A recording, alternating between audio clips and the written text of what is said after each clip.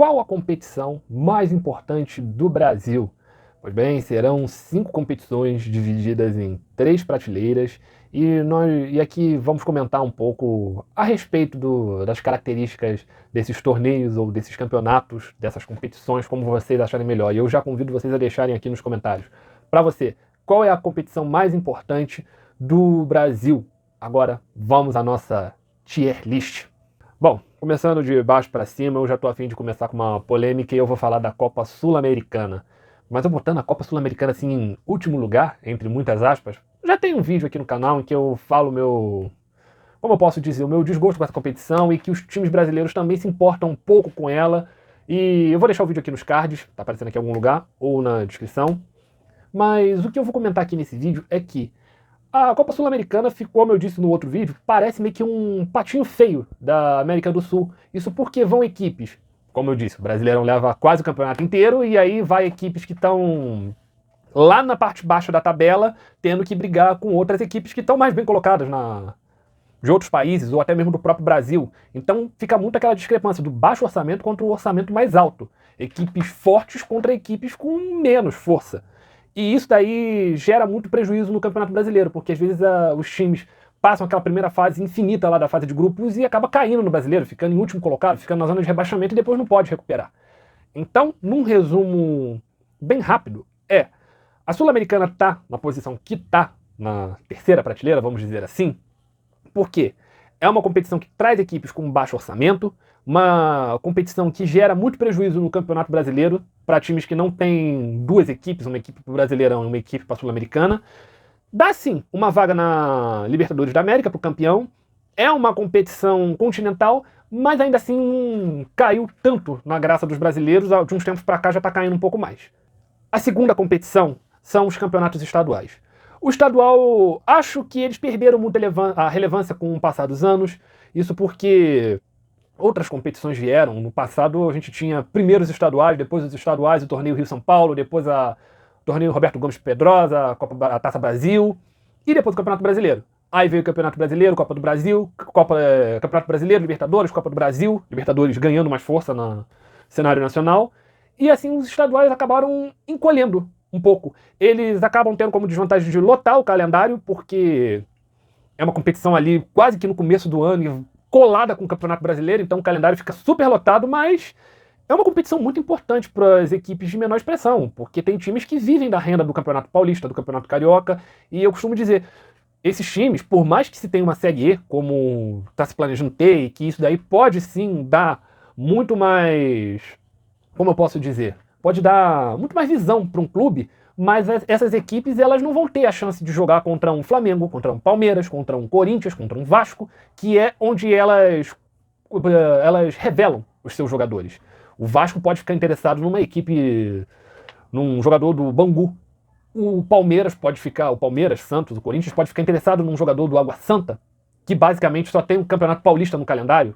Dificilmente, não vou dizer que é impossível, mas é menos comum essas equipes irem para a quarta, para a terceira divisão para procurarem jogadores. Eles procuram nos seus campeonatos estaduais, tanto que existe até uma janela pós-campeonato estadual para contratar esses jogadores.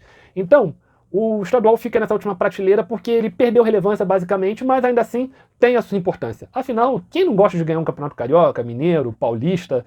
Dizem que os estaduais eles só são ruins para quem perde, porque para quem ganha acha que é beleza, mas a gente sabe que não é tão bem assim, né? Partindo para a segunda prateleira vem a Copa do Brasil. Foi outro vídeo também que vou deixar aqui nos cards, que fez muito sucesso no canal.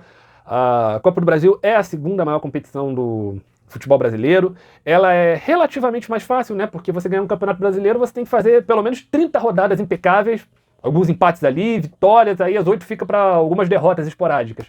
A Copa do Brasil, você pode ganhar um jogo, empatar o outro, pode, dependendo até da estratégia da equipe, levar para os pênaltis, se tiver um bom goleiro, mas isso aí é muito pouco comum.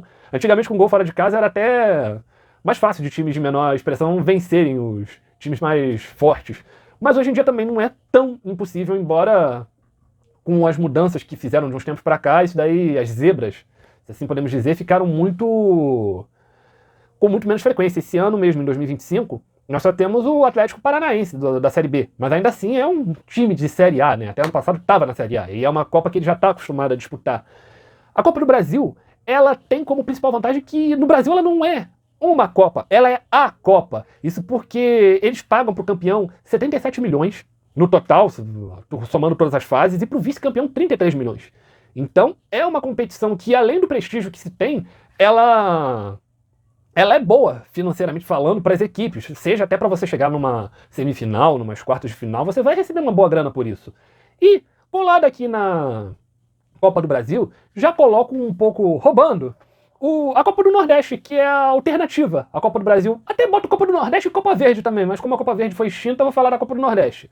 Ela é uma alternativa da Copa do Brasil, acho até que está um pouco mais longa do que deveria, mas o que eu acho que é principal dela é que ela favorece as equipes que no passado chegavam até as fases finais. Você teve ano passado o CRB na final contra o Fortaleza, você tem esse ano o próprio CSA, que está na semifinal, e tantas outras equipes que têm chance de bater ali na trave. Claro que o pagamento pela Copa do Nordeste é muito menor. A Copa do Nordeste paga 7 milhões para o campeão, enquanto a Copa do Brasil paga 77 milhões, mas não necessariamente são iguais. Mas pode-se fazer um paralelo com um grande regional que já tem uma história bem bonita dentro do futebol brasileiro e a segunda maior competição do Brasil. Então essas duas, assim, acho que valem ocupar aqui a segunda prateleira. E na primeira prateleira está ela, a competição mais cobiçada da América, que é a Libertadores. A Libertadores da América é a maior competição da América Latina, a glória eterna. O título é histórico, assim como as campanhas são históricas também. Você vai lembrar, é claro, do São Caetano sendo vice-campeão em 2002, o Flu sendo vice em 2008 e até mesmo o Paysandu, que ganhou do Boca Juniors em 2003. Então a Libertadores tem esse fogo coisa que a Sul-Americana ainda não conseguiu ter ainda.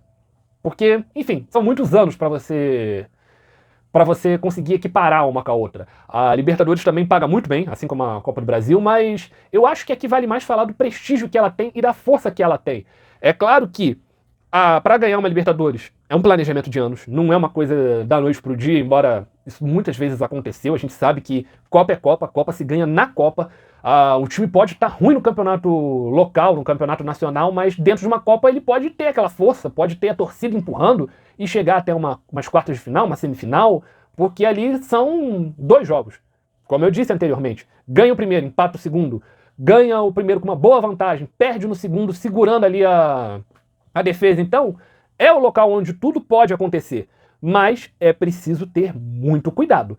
Porque, como eu disse no vídeo da Sul-Americana, a Libertadores não é pro bico de qualquer time, não. Porque vamos lembrar que até ano passado mesmo, o Atlético Mineiro foi disputar a final da Libertadores e da Copa do Brasil e ficou brigando para não cair nas últimas rodadas. O próprio Fortaleza, que em 2022 foi disputar a Libertadores pela primeira vez, se vislumbrou, caiu nas oitavas de final, mas antes disso chegou à zona de rebaixamento. Até estava brigando sério para não cair no Campeonato Brasileiro. Então, a Libertadores também tem disso. É uma competição muito importante, é uma competição que gabarita muito, mas pode ter os seus riscos. Mas ainda assim, ela merece estar na primeira prateleira porque é a glória eterna, ela é a Copa das Copas. Em primeiro lugar, não poderia ser outro, Campeonato Brasileiro. O campeonato é a principal competição e a gente não pode deixar isso de lado. Se a gente for pensar, a Premier League, talvez para os ingleses, pode ter um valor tão grande quanto a Champions League. É só você ver as comemorações que tem por lá. Aí vai ter gente aqui no comentário dizendo, não é diferente, mas não. O campeonato lá é uma coisa muito forte. Primeiro porque a premiação de lá é absurda. É uma coisa absurda. A do Campeonato Brasileiro também não fica muito para trás. Mas o que eu vou comentar aqui primeiramente é que é a maior competição do país. Não se pode negar. O Campeonato Brasileiro é o que dá mais datas, é o que dá mais dinheiro, é o que dá mais prestígio, é o que dá mais tudo. É responsável pelo ano das equipes, porque um orçamento de equipe de Série A é muito diferente de Série B. Eu não vou nem entrar em valor de números, porque hoje em dia está muito difícil com as ligas, mas o que eu posso dizer é que uma equipe de Série A, segundo o Infomoney, pode ganhar até 4 vezes mais do que uma equipe de Série B. Se vocês quiserem um vídeo explicando as finanças das equipes da Série A contra as equipes da Série B, quanto as cotas pagas para time, quanto são pagos para times da Série A e quanto são pagos para times da Série B de cota televisiva, deixa aqui nos comentários que a gente faz, porque senão eu fico aqui até amanhã falando sobre isso. Mas para fechar aqui sobre a discussão do Campeonato Brasileiro, ele é uma competição de fato muito importante. É uma competição que te leva para todas as outras competições que estão aqui, seja para a Sul-Americana, seja para a Copa Libertadores. Então, acho que chegando a esse ponto do vídeo, posso até colocar a minha opinião. É uma competição que, se tá dando ruim em outras, sai das outras para se manter nessa, porque essa aqui é o que mantém o ano inteiro. Vamos lembrar que até uns anos atrás o Santos foi para a Série B, foi mal no seu estadual, foi mal no Brasileiro e ficou sem vaga para a Copa do Brasil. Ele subiu para a Série A basicamente só disputando a Série B. E por mais que uma Copa não seja o mais atrativo, sempre é bom você ficar ali uma ou duas fases para você fazer um dinheiro, para você fazer um caixa. Então, concluindo, no frigir dos ovos, bota o brasileiro aqui até a frente da Libertadores como a competição mais importante do futebol brasileiro. E deixo até uma reflexão aqui. O que é pior? Cair na Copa Libertadores ou ser rebaixado no Brasileirão? Mas isso é tudo por enquanto. Perdão pela análise um pouco mais longa. Agora é que começa a discussão. Peço que vocês deixem os comentários de vocês, para vocês quais são as competições mais importantes do Brasil. E deixa aí se vocês concordam com essa lista, se vocês não concordam. De repente, dependendo da quantidade de comentários que a gente tiver, a gente faz até uma parte 2 com a opinião de vocês. Muito obrigado.